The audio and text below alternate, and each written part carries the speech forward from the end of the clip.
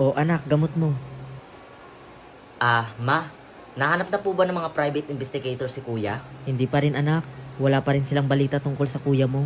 I let it fall, my heart, and as it Kuya? Kuya, nagbalik ka? Kuya, kamusta ka na? Ano ba nangyari sa'yo? Okay lang si kuya. Tara, magpahinga na tayo.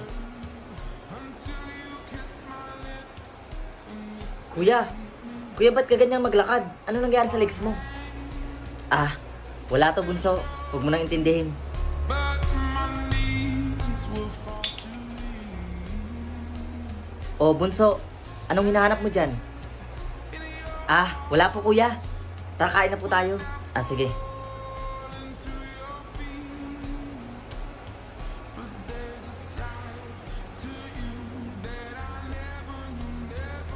Gabi na.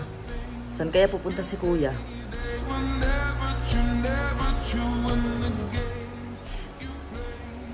Oh, kuya, saan ka pumunta kagabi? Ha?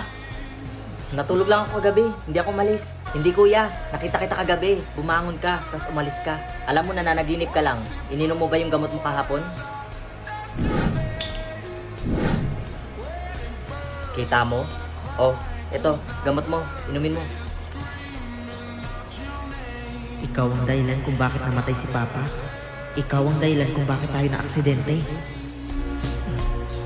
with you. I could stay.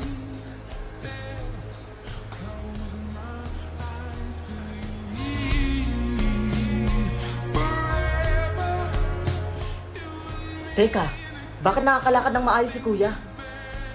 Para po taxi! Kuya, sundan po natin yung taxi na yun. Sakay na, Didi.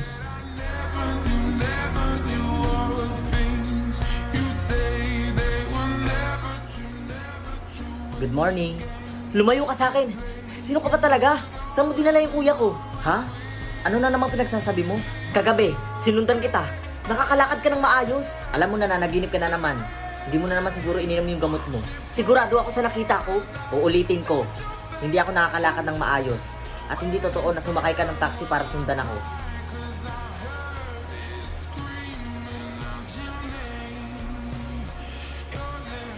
Teka, wala naman ako sinabi sa kanya tungkol sa taxi Ma, yung tumutuloy dito sa ating lalaki, nagpapanggap lang siya si kuya.